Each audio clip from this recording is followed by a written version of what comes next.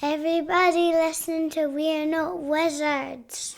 Because we are the best. And we're not wizards. No matter what anybody says. Goodbye.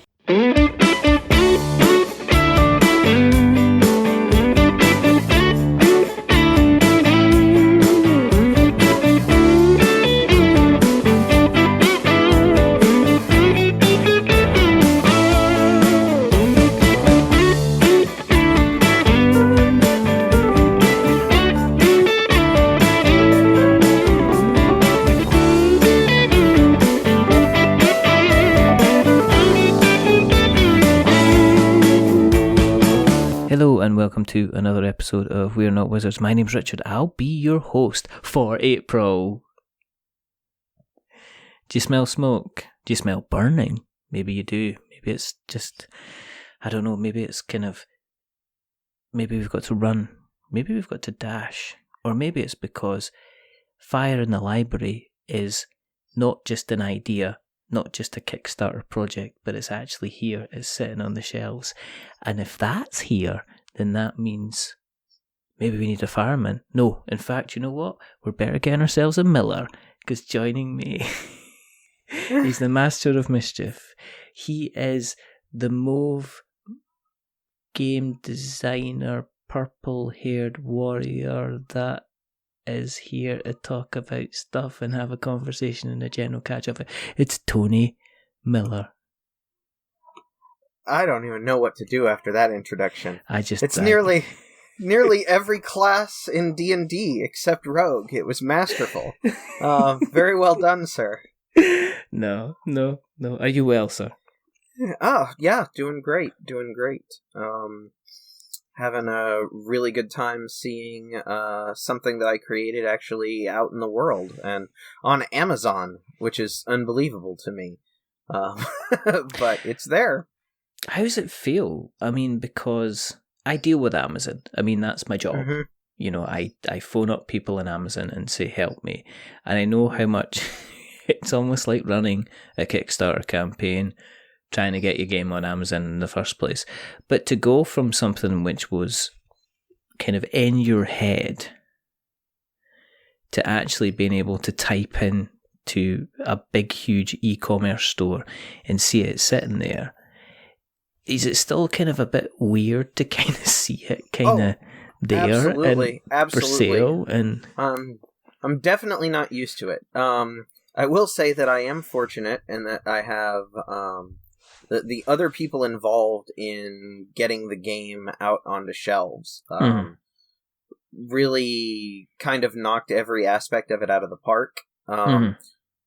The reason the game's on Amazon is the hard work that Carla at Weird Giraffes is constantly putting in to make that happen. The game's been doing really, really well, but without her at the forefront of things, I don't think we'd be where we're at.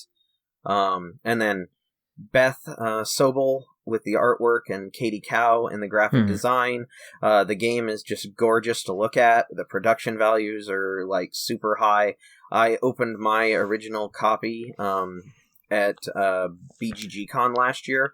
Both myself and my co-designer John were there, and Carla was at PAX Unplugged, but she sent us a copy of the game so that we could open it together because she knew we would be in the same place at the same time. And wow, being able to actually like physically hold something that wasn't like a handcrafted prototype that I had made myself was a really just moving moment. And then now to see it hitting backers all over the world and see pictures online, and Carla had the genius to include a best librarian card.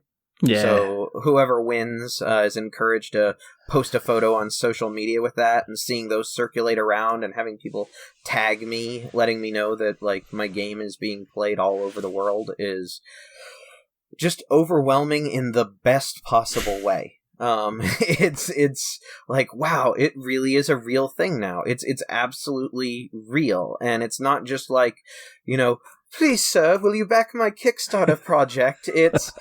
You can go to Amazon and go look for it now. Like, it's there. It's a real thing. It's not just charity. Do you still think it would be an idea sitting in your back pocket if it wasn't for kind of Carla's involvement? Would you have taken the plunge yourself and have put it on to Kickstarter yourself? I don't know, honestly. I doubt it. A lot of the logistics aspects of being a publisher, a lot of the things that Carla is absolutely amazing at, are things that I kind of dread. She's kind of got it down to a science at this point. Like, she knows how to work with the factories overseas. She knows how to do art direction. If you've seen the games Weird Giraffes is producing, both what they have produced and what's coming in the future, you know that Carla can nail art direction like nobody's business. All of that kind of stuff are skills that I don't currently have. Not to say that I could never develop those skills, but having somebody who already had them handle that side of it was refreshing, to say the least. I think ultimately I believe in the game enough that had Carla passed on it and we had gotten to this point where it still hadn't been picked up, I think that I maybe would have taken a plunge on it because it's such a passion project for me. I would say that as a rogue, I would expect you to be multi-skilled, and I would expect this would just be kind of an eventual kind of par for the course, really, that you would just say, I'm rolling my dice and there we go. We're just kind of doing a Kickstarter. With the way that Kickstarter is just now, because, obviously Carla's next game kind of is going for a relaunch kind of this month. Yep. Is it still changing as a landscape? I mean, have you noticed... I mean, absolutely. Yeah. Absolutely. I've noticed, and I don't know if, you feel free to jump in and comment on this. I see it's very, very unsure and very, very uneven. And I don't see something that I was going to have a sure bet on as necessarily being guaranteed that it's going to go in a fund. And I don't know if this is where kind of Kickstarter's heading, if it is becoming more of a pre-order store, and it's relying on maybe some of the bigger titles. But I did a check on the guys that have been on the show that were running Kickstarters, and there definitely seems to be guys that are kind of like doing themselves, running themselves, seem to be struggling a bit more. There's guys that are kind of signed up to middleweight publishers like Alley Cat Games and the likes, seem to be getting there and seem to be being quite strong once they've got a couple of games under the belt. And obviously still you've got your bigger companies that still seem to be kind of storming it through. And I don't know if you've seen kind of any difference or noticed anything. So what I've seen, I'm a super backer for what that's worth. I back a lot of games on Kickstarter.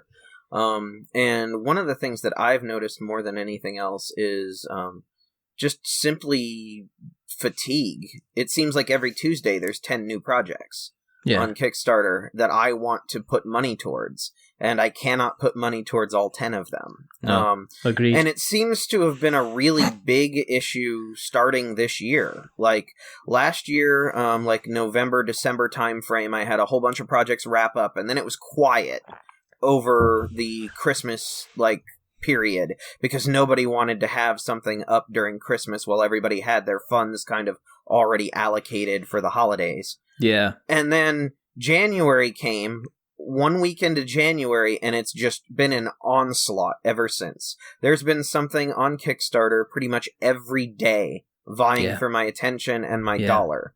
And I think that what we're starting to see is companies crowd each other out. And in that kind of scenario, it's really bad for the smaller publishers, especially the little guys, because they don't have as much of a track record. And so even if the game looks like a sure thing, the company isn't one yet. And, like, how can you establish a track record if you can't get started or get out the gates? So it seems like there's a lot of companies that are kind of crowding each other out.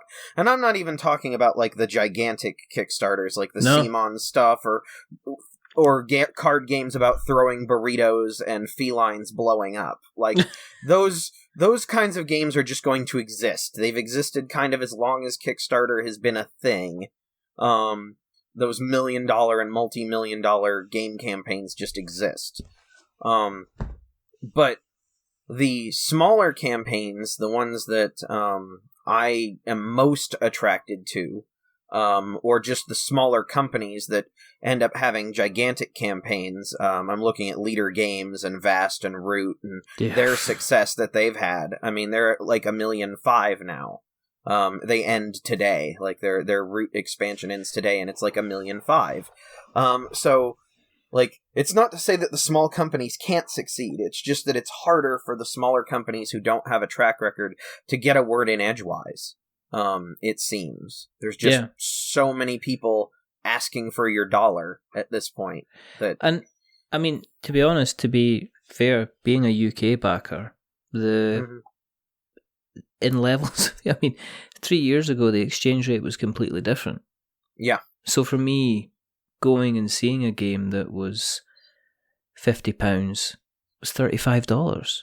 You know, seeing even a CMON game at, say, $100 was still only $80. Nowadays, the exchange rate is it's kind of more, it's directly comparative. I mean, it's almost the same. I mean, $100 game is still creeping up to like 85, you know, getting higher. $50 games up at like 40 quid. So, I mean, in those kind of prices, there are, I mean, the crowded side of things is interesting because I'm probably, I guess I'm trying to keep a finger on the pulse. So I'm backing more games at $1 and then deciding afterwards. Yep. And that's a terrible thing for maybe people to see. Oh, but you're also, not the only one doing that. And no. I think a lot of creators still value that dollar, but it doesn't create the buzz. It doesn't create the funded on day one. It doesn't create the perception of momentum that we funded in 3 hours does. So now some companies have started artificially deflating their asking price. Like, what constitutes funded? Well, less than we can actually make the game for, but if we say that we're funded in X amount of hours, then that means that we'll stay up front and everybody will pay more attention to it. So it's one of those things where people are now trying to figure out exactly what the market wants. Like, do they only want to back winners? Like, does it have to already be a winner to get people to back it, or are people kind of looking at all of the things that are out there? And like you and me now, I've started backing things at $1 now because I want to show my support for people who are out there and creating stuff, especially the littler people. But if they never fund, that dollar didn't do much good. So it's not the best situation, but then again, I can't be in the situation where I'm chucking $30, $40 here, there, and everywhere because, as you said yourself, you can go on today and there's 10, 15 projects just launching. There's guys launching projects all over the place, and it's become a lot more traffic, and somebody's going to throw back with us and say, look, if we look at the stats for the year is comparative, the same number of Kickstarters kind of came out, but definitely this year, and one thing I've seen in the last couple of months of last year, and definitely into the beginning of this year, was this deflation of the target value of the Kickstarter. Now, I was just speaking to somebody just now, and it'll become obvious when the episode goes out who that person is, but they're a first-time creator. Now, their asking price for their target is $30,000. Now it's got little wooden meeples in it. I've seen games that are doing more stuff which are asking for a lower target, like you said, so they can get the just funded badge. And I'm wondering if it's creating a false economy, if people are looking at it and saying, well, you're offering all these miniatures and you've only got 25 grand. You're only asking for 25 grand. I thought that then creates the thing, is that how much the game plays? But there's games that have had their funding pulled, that they've cancelled the project. Yep. And they've been funded, and it's just they've been funded and yanked themselves off of Kickstarter. Yeah, I've noticed that's something that was heard of in the past. Something that like pulling a project that's already funded. Why would you do such a thing? Like, you've got the money, right? Well, they weren't asking for the amount of money they actually needed to produce what they were asking for. They were trying to get ahead of that curve, and like. On the one hand, I understand why a creator would do that, because there is this snowball effect. People want to back a winner, and if you're already winning, you tend to build momentum and snowball. But it's not doing yourself any favors on the back end, and it wouldn't shock me at all to see some of these people that funded but didn't extremely overfund either not be able to deliver on the game or having to go out of their own pockets to do so. That's a real danger. Yeah, that's the real danger is people... I know personally a couple of projects that funded and no more, and when you speak to them, you say, well, we lose 10% on the fees. Yeah.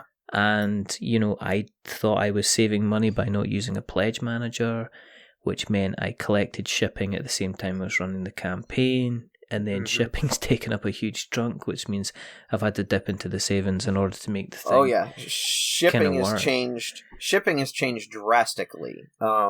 With the increase in rates pretty much everywhere due to let's just say unstable political actions in various locales in the world.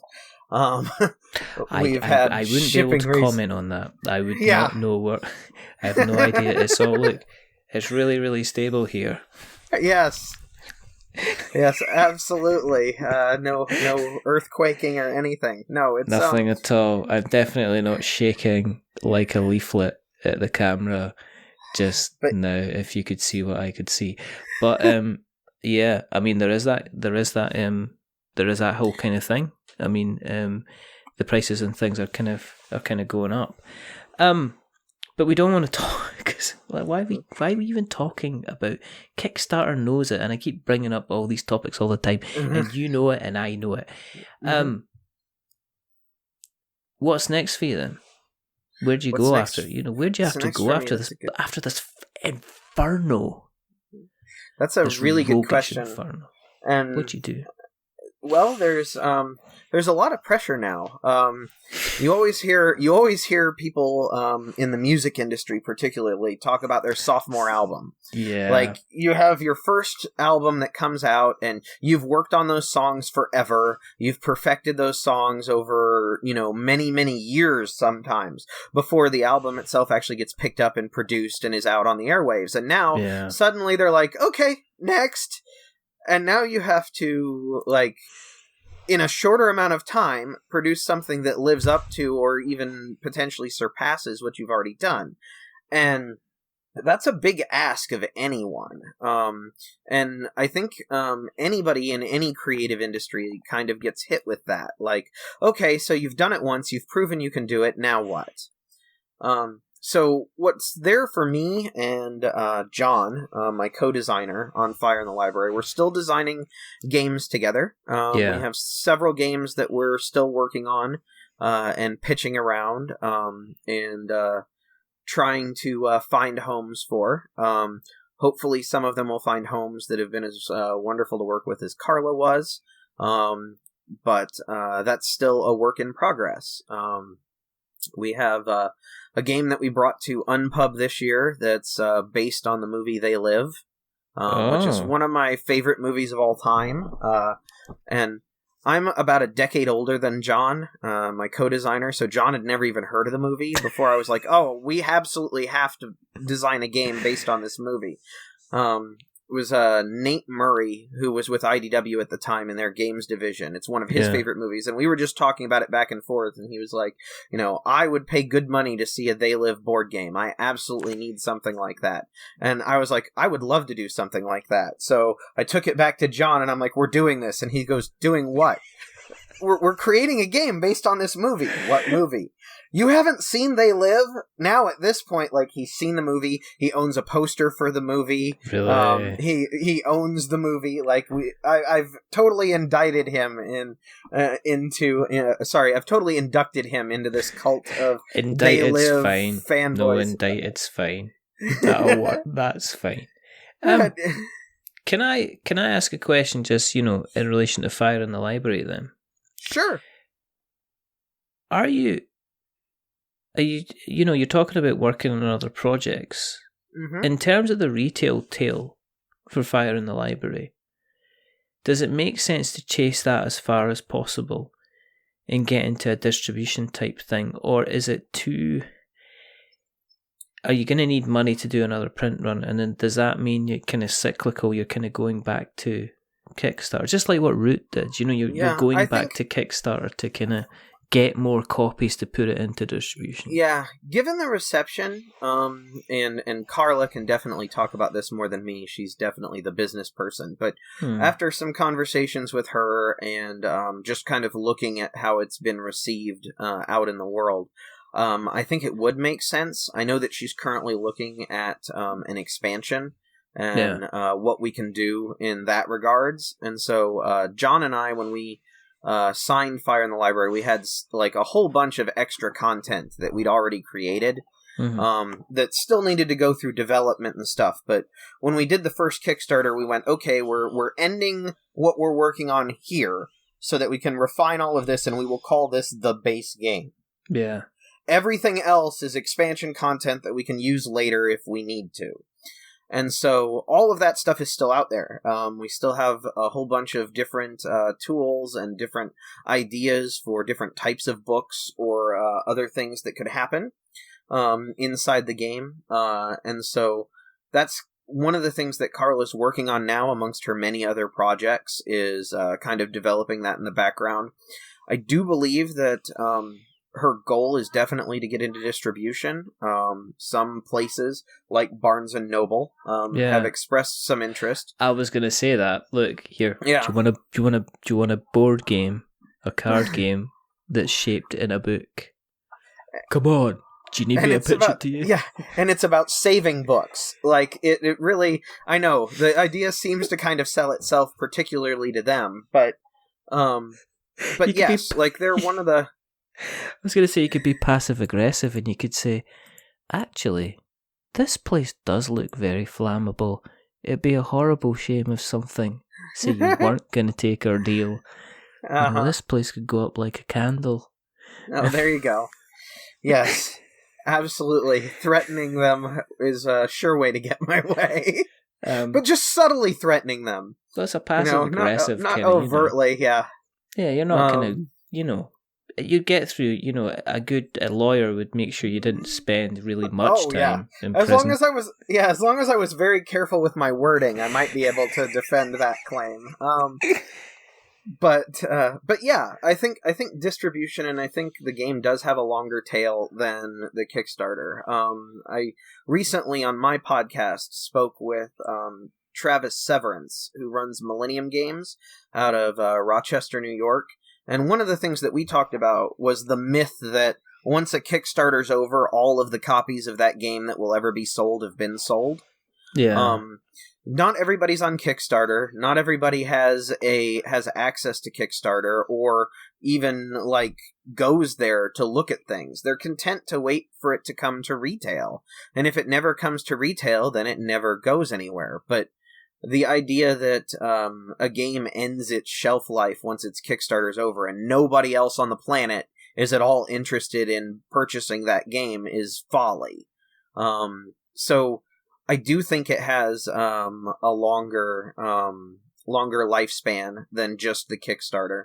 And I think that the plan would definitely be to go back to Kickstarter with an expansion for all the people who are already on board, and a reprint of the base game for all the people looking to get on board, in almost exactly the same way that Leader Games and a lot of other companies now do it. The smaller companies, here's more of that content you love, and if you missed it last time, here's an entry ramp for you. I think it's a really consumer-friendly way to go about doing it. Do you think distribution companies are missing a trick by maybe not engaging with Kickstarter maybe as much as they could? I mean, I don't hear of many people kind of saying, very excitedly, we're now funded, you're going to get your game, but also it's going to be appearing on a store near you. Right. I mean, I don't know if that's the next kind of natural level. Because to me, Kickstarter is also a way of checking the viability of a game, whether there's a hunger in the market for potentially that particular style of game. Yep. So if somebody goes ahead and you get, whether it be 1,000 people, whether it be 5,000 people going and backing your game, that's a pretty good, it's a pretty good case, a pretty good argument. Yeah. To say, well, maybe this is a game that's worthwhile taking a chance on the retail. Or is Kickstarter too niche?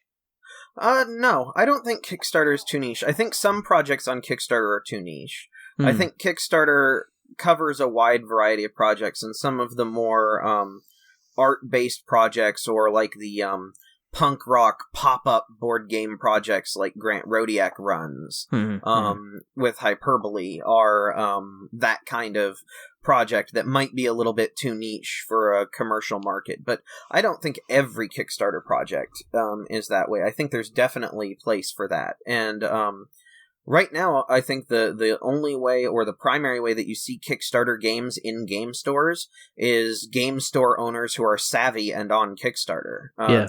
The retailers themselves, not distributors, completely bypassing distribution in most cases. Whether it's backing at a retailer level at the Kickstarter so that they can have it in store, like when it launches for everybody else, or calling up those creators and saying, hey, I'd like to buy, X number of games, or a case of games, or whatever, to have on my shelves. Could you cut me a deal?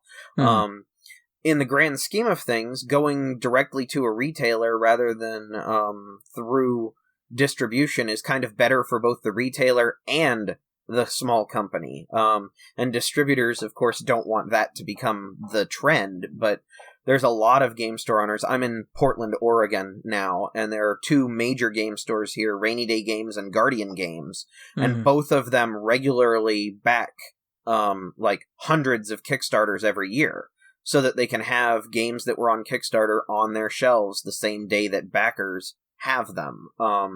And in some cases before. And in some cases before, yes. And Travis at Millennium Games is the same kind of thing. He talks about how much time he spends on Kickstarter looking at things. And like KickTrack and Kickstarter popularity are ways that you can actually, like you said, gauge the interest in a game. And if a game, comes out and has, 5,000 backers, there's probably another 5,000 people in the world who would be willing to buy that game, especially if they play the game with the previous 5,000 backers and find that they want it and then can't find it anywhere. Well, as a retailer, it's really kind of behooves you to go, well, you can find it in my store. Yeah. Like, it may not be on Kickstarter anymore, but you can come here, and I guarantee you will find it here.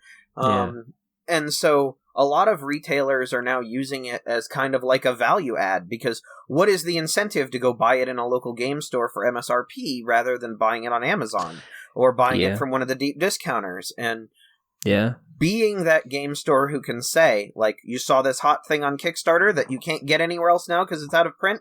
I've got it. Come get it here. Is a service ad that retailers can use that other parts of the industry don't really have access to.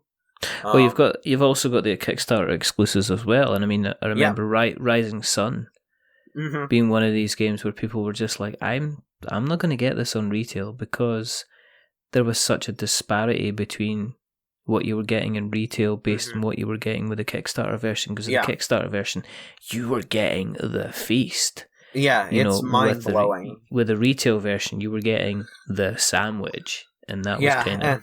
And I'm not a huge fan of Kickstarter exclusives. Like, as a backer, they really turn me off in general. I don't like it that I could get a game and someone else could get a game, and because of where we purchased said game, we have completely different experiences. I personally don't like that. Even if it's to my advantage, even if I walked home with the feast, when I if I were to talk about playing Rising Sun with all of the Kickstarter stuff to somebody who picked it up in retail, we wouldn't even be talking about the same game.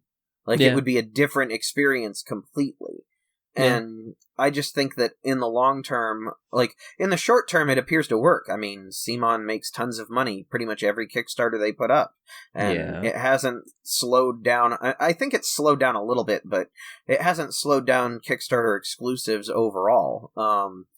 Some people will use them and some people won't. I think the market as a whole kind of is against them in the same way they're against early birds at this point. A lot of people don't like early bird pledges. If you back on day one, you get it cheaper, or you get this extra thing, or whatever. I think there's a lot of people who have kind of soured on that as well. And I think the Kickstarter the Kickstarter user base at this point isn't all brand new. There are new people kind of coming to it periodically, but a lot of them are like me, who's been there since Alien Frontiers was on Kickstarter. Way back in the day. I've been using Kickstarter now for several years, and am a lot savvier about what I back and what I don't, and I know a lot of the warning signs when it comes to a project that will fund or won't fund. It's not as much of a mystery to me anymore. Although, lately, there are some, Gilhova's High Rise that just squeaked past the finish line on the final day that seems mystifying to me that somebody with his track record had to go down to the wire like that. I really didn't. I watched that myself. I didn't kind of understand that. It kind of... it was strange because I know Gil does a lot of podcasts, but I maybe heard him on podcasts I wouldn't have normally heard him on, basically doing the publicity around to try and build up the noise for High Rise. I know he was on... as I say, I heard him on a couple of podcasts kind of talking about High Rise, kind of saying, well, you can back it here, and I'm going, why is he having to talk about this? And it's you're checking out the campaign, and it's this is just cruising along. So it's kind of a strange kind of situation. In terms of yourself, with kind of going forward, what are we expecting from you? What kind of games are we expecting from? I mean, are you inching towards, your Rogue One spectacular with Darth Vader at the end and lots of special effects? Or have you kind of found your niche to say, look, Fire in the Library went really, really well. Let's see what else I can put out there that's maybe of a similar kind of weight to that? Or have you, or as usual, is your mind kind of going, and I know you, with the way you work, your mind goes at 1,000,000 miles an hour, and you've probably got 15 different ideas on the go all at once. Yeah, one of the things that I want to do as a designer is I don't really want to design the same game twice. There's some designers who really like to take an idea and then take it to all the different extremes that idea can go to and refine it and make various games out of that. And I would prefer not to do that. I'm an omni gamer. I like heavy games. I like light games. I like playing games with my son. So there's a lot of different weights and styles of game that I would like to design. Probably the biggest is I want to design a co-op. And right now, They Live is my co-op design that I'm working on actively. Because I personally love co-ops. Pandemic kind of brought me into hobby gaming when it first came out. The idea of a cooperative game was something that I had never heard of and couldn't wait to check it out. And being the gearhead that I am, immediately I started like dissecting it and trying to figure out how it was. And then I got into Sentinels of the Multiverse, and then like Aeon's End and Spirit Island, and like co-op games are just something that I really love. So I want to create a co-op game. Fire in the Library is a press your luck game, and I love press your luck games. Like Ink and Gold and Can't Stop were two of the games that got me like really deep into the hobby. No Thanks to some extent is a press your luck game. So I wanted to design a press your luck game, and that's kind of where Fire in the Library came from. So working on a whole bunch of different things. What I have determined is that myself as a designer, going extremely heavy and extremely mathy is not to my forte. Right. My co-designer is much better at that sort of thing. Yeah. If he was to list his favorite games, it would include several Splotter titles, lots of Spielworks, and 18xx stuff.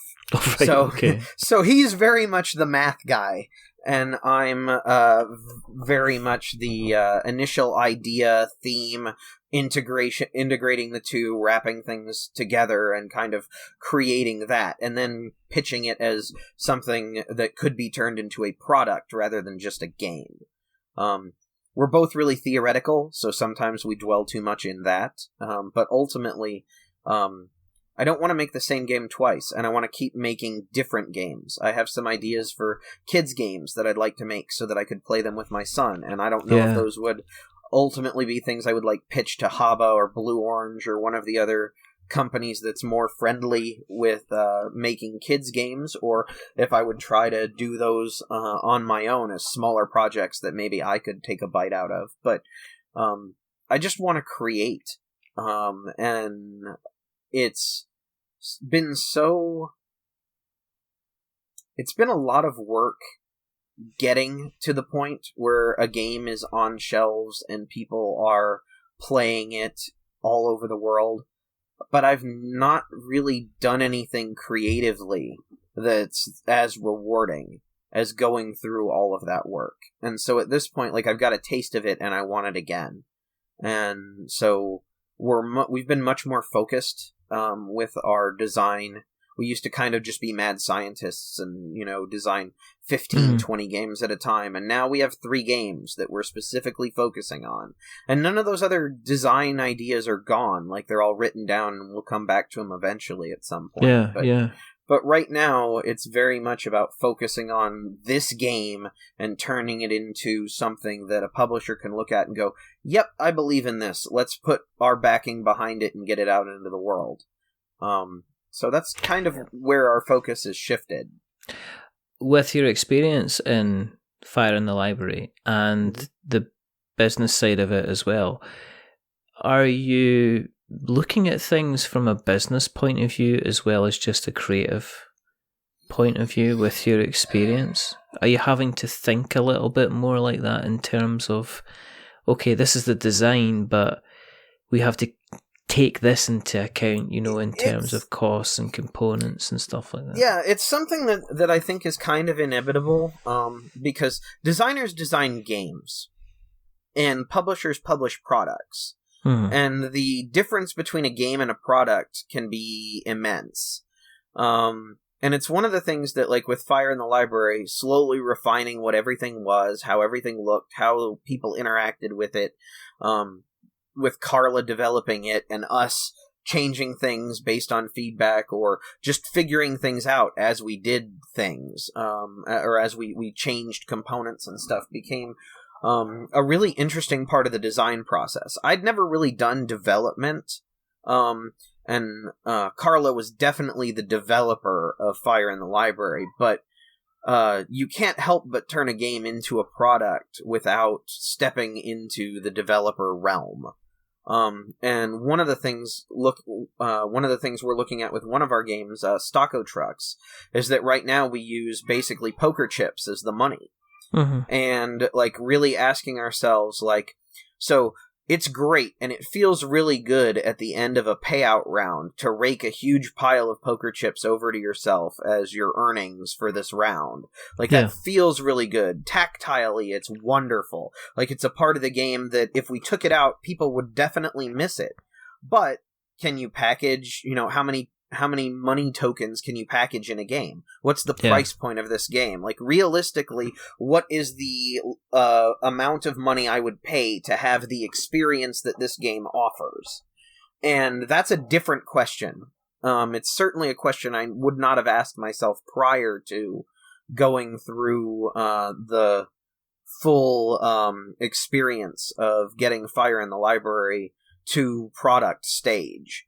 And there are some things with Fire in the Library that all of us kind of like wish we had caught or wish we had done differently, and there are things we're keeping in mind now, as far as things that we could do with the next iteration of things. But if Stocko Trucks is a $35 experience as far as a board game goes, you can't package a full set of poker chips inside of it. That's way too much. So what are you replacing it with? The cheapest option is probably a score track, consideration-wise, and it adds the fewest components. It's probably the cheapest option, but it doesn't have that same tactile feel of raking in your earnings. Is it good enough? Does it make the game, or does it lessen the game experience to make that switch? And is that just a compromise that you have to make? And you tell people later on, play with poker chips, it's better, once they've actually bought the game with the score track. I don't know, I honestly don't know what the right answer to that is, but those are the kinds of questions that come up now in our design process. How much is too much? How big does this game need to be? Or, one of the things that we used to do is just throw everything in the kitchen sink at a design as early as we could, and then we would kind of cut away everything that we didn't want or that didn't work or that wasn't useful. And now it's much more of a because Fire in the Library was the first of our designs that was picked up, and we approached it in a different way. We went, okay, let's create this fundamental, like, bedrock foundation that the game is based on, which in Fire in the Library is the whole element of it gets harder to score points as the game goes on, but the things that you draw are worth more points to compensate. That whole mechanic, that whole mechanism existed from the very core beginning of the game, and it was the foundation that everything else kind of tied into. And so we're trying to do that with our current designs now as well. Like, what is the core, like, bedrock thing of this game? And then looking at everything else to try to determine, like, do we need to add anything, or is this enough? And so we're kind of building in layers now, or stages, rather than throw everything at it, try it out, and then slowly cut things away. Do you think that it'd be a useful thing for education of the backers as well? Because I know that, you can talk about when somebody jumps into the group, like say a Kickstarter group, and they say, I'm going to create a game, people say, go to Jamie Stegmaier's blog, go to James Matthey's blog, look at all these designers and developers. Do you think that one of the reasons that we're maybe having potentially the issues that we're having on the Kickstarter platform is because the backers themselves aren't given the opportunity to maybe be educated about the game production process? That you can't build the game that you are trying to back for $20,000. That's just not possible. Do you think that needs to be something that needs to be maybe taken in consideration? Otherwise, this is going to crash. We are just going to end up with like 5 or 6 of the main companies using Kickstarter as a pre-order store, and other businesses might go somewhere else or end up just trying to sign their works to like publishers instead.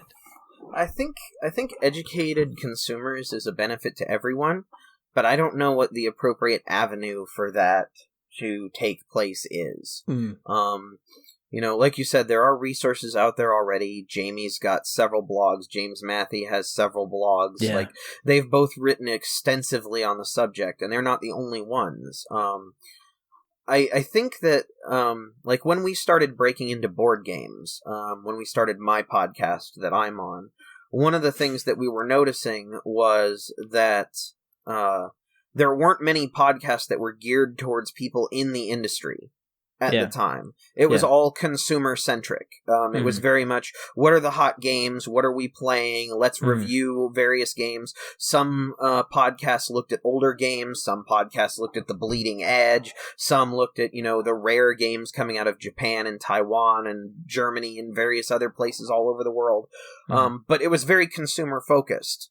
But it was consumer focused in the consumption aspect of it. Yeah. It was very much, what should you spend your money on? Was the kind of education that consumers were being given. They weren't really being given a lot of education on what does your money buy you? Yeah. And I think that's kind of the conundrum that the board game industry finds itself in now. I know that a lot of the bigger publishers have started pushing price points up. In general, what used to be a $50 game is now a $60 game. Yeah. What used to be a $20 game is now a $30 game. What used to be a $10 game is now a $15 game. And we've seen this in other industries, like the cost of a CD, the cost of a DVD into a Blu-ray, the cost of the cost of video games and the modern day consoles. Like $60 is just an accepted price point now, is what you pay. You don't pay less than that unless it's in the bargain bin. And so I think that that's one of the things that a lot of the larger companies, like Renegade and Stronghold with all of their partnerships and all of the larger players on the scene have started doing to try to make that work for consumers. How much can we charge for a game? Because every single bit that we get means that we can make a better game with better components. But we also have to, make a living doing it too, if we're a company, and we're one of those industries where a lot of the people who are active in it still have day jobs. Because it does not pay the bills. The margins are too thin, even with raising the prices kind of across the board. There's only so many people who can make a full-time living doing game design, game publishing. The artists are doing pretty good because we have to pay them. So I'm glad that somebody's at least making out. And making a living in the industry. But I don't know how many of those spots there are either. It's one of those things. Having an educated consumer base would be helpful because we wouldn't have to explain ourselves quite as often as to why not every game has all of the chrome and all of the bits and all of the everything. Yeah. I mean, when Stegmaier Games puts out something with the component quality of Wingspan, which is a very solid design, but the component quality of that game elevates it to a different tier than just its design would. Fire in the Library is similar. Like, the component quality and the art and the graphic design elevate that game above just the prototype version that I was walking around pitching back in the day. What does that cost? How much can we charge for that? And do consumers realize how much it costs? And I think, like we said earlier, retailers and smaller companies, much like Tim Fowers has kind of pioneered, Tim doesn't go through distribution. He just doesn't do distributors. No. Everything's direct to retail, and he makes out a little bit better for every copy that he sells, and the retailer makes out a little bit better for every copy that they sell by eliminating the distributor from that supply chain. But that means Tim has to interact with all of those different retailers all over the world and carry his stuff. And, there's only so much time in the day for one person to manage all of those relationships, which is why distributors started in the first place. Exactly. So, it's either time or money, one way or another, that you have to invest. And getting a return on investment for your time is a little bit harder these days than getting a return on investment for your money. We're in an exciting time. We're in an interesting time. Anyway, It's interesting to see kind of what's going to happen with the hobby. It's going to be interesting to see what's going to be happening to yourself as well. in terms of, what's going to happen. I'm really interested to see what you do with They Live. You do, let's touch on, it's the last thing, you dropped in the podcast. Mm-hmm. So do you want to tell everybody a little bit about the podcast itself, Breaking Into Board Games, which you've been on for a while now? Yeah, you're one of the old guard, aren't you? It seems like that at this point. We've got 3 full seasons, which is 3 years. We're in the middle of season 4 at this point. We're a bi-weekly podcast. So we just recorded episode 91 last night, I think it was. So we're quickly approaching episode 100. Wow. In a bi-weekly podcast. But the entire thing kind of started because as a brand new game designer, and I needed something that would give me quick info dumps about the industry and how people got into the industry, because it seemed like magic. Or some sort of you went to the crossroads at midnight and sold your soul to the devil to be allowed to make games. So, I wanted to demystify that. I wanted to know what it was. And so I love talking to people. So talking to people seemed like the first thing that I should do as far as getting that information. But talking to people one-on-one was really slow. Really slow going. Not that there's anything wrong with talking to people one-on-one. I love those kinds of interactions. But when you're looking for information, you kind of need to cast as wide a net as you can. Yeah. So about not quite 4 years ago, Ian, Gil, and I all met at Origins under different circumstances. I met Ian at a publisher speed dating event. We were both designers who were pitching our designs, and we happened to have tables next to each other. So in one of the 5-minute periods where there wasn't a publisher at either of our tables, we went ahead and gave each other our pitches, and both got excited about each other's games and played each other's games over the weekend and everything, and kind of became friends that way. And then Gil, at the time, was working on the networks. Yes. And over the course of that Origins weekend, I played the networks as a 2-player, 3-player, and 4-player game. I played all 3 of those different player counts in that one weekend because I liked the game that much. So, the week after Origins, Gil wrote a blog that I think is still up on gilhova.net about what he wanted in a podcast. And Gil was a sound engineer in a previous life, and he still does a lot of editing. He's currently on Ludology, and he does the editing for that podcast. He used to edit Board Game Insider with Stephen Bonacore and Ignacy. And then he edited our podcast as well up until this season when he decided to devote himself completely to Ludology, understandably. But he wanted a podcast that was informational, that you could listen to on a commute. It needed to basically fit within an hour. And he wanted it to be edited, and he wanted it to actually focus on something other than the random tangents that a lot of podcasts go on. Now, I personally love random tangents, which is one of the reasons why I love this podcast so much. But, thank you. Yes, it's one of my favorite things on earth, is to get somebody excited and just let them go and see what they talk about.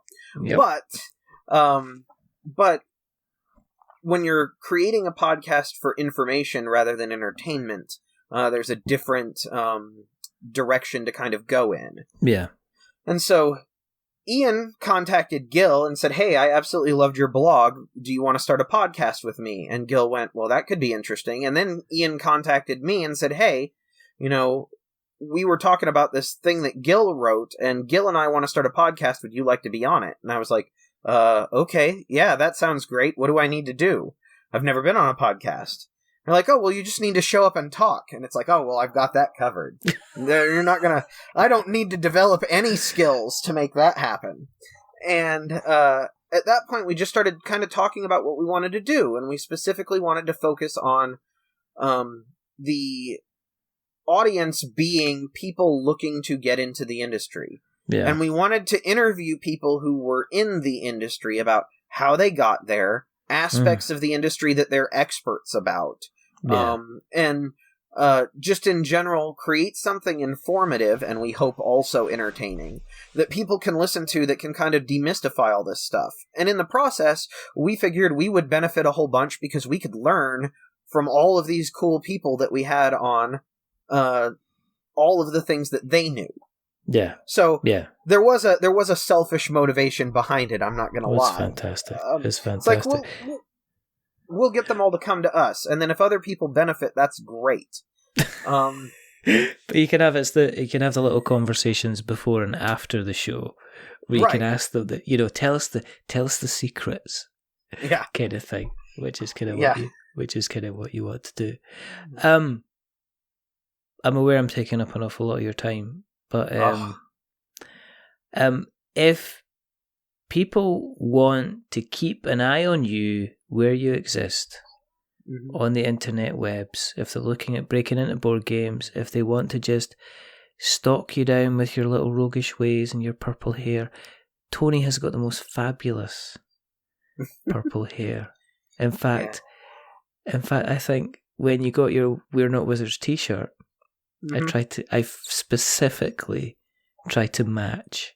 Yes, it is one of the most wonderful things ever. And the purple hair has been an inspiration to many, apparently. The purple quiver that is out on the market, the quiver card carrying case, they actually Pantone matched my hair to create the color of purple that they use for that for that product. So yes, the purple has kind of become a trademark. At this point, I couldn't get rid of it if I wanted to. But it does make it really easy for people to find me at conventions. And since I love talking to people, that works out really well in my favor. And if people want to find you on the internet, where can we find you? The easiest place is @BeardedRogue on Twitter. If you are at all interested in the podcast, you can look up @BreakingIntoBG on Twitter.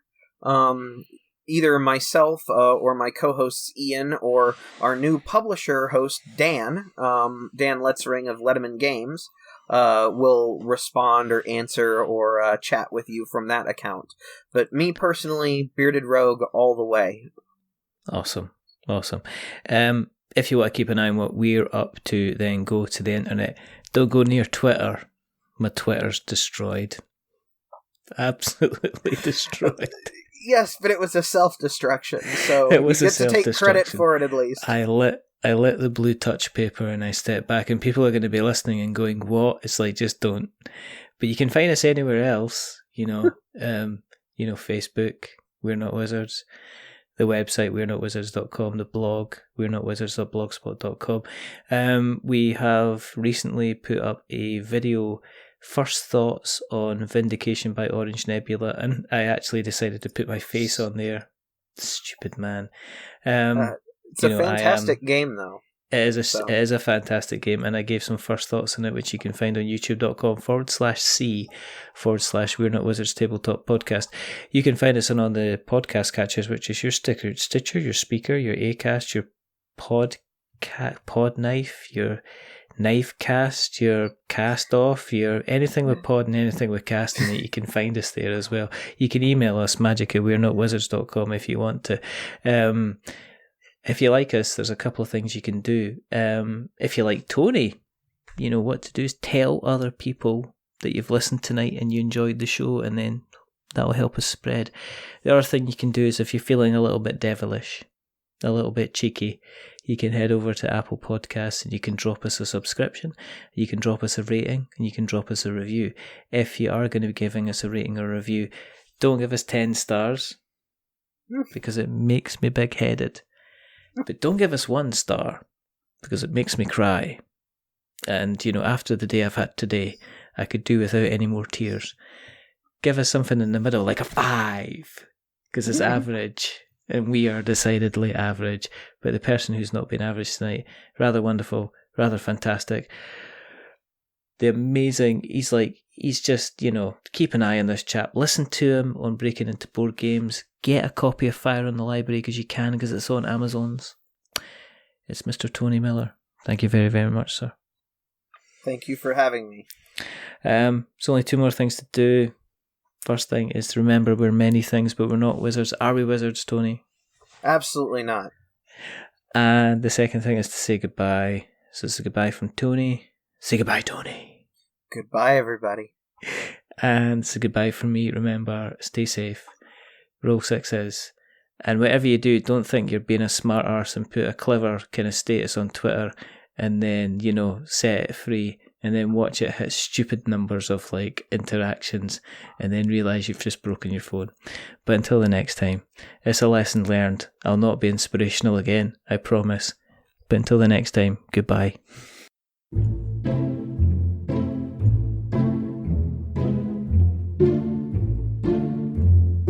A wizard is never late.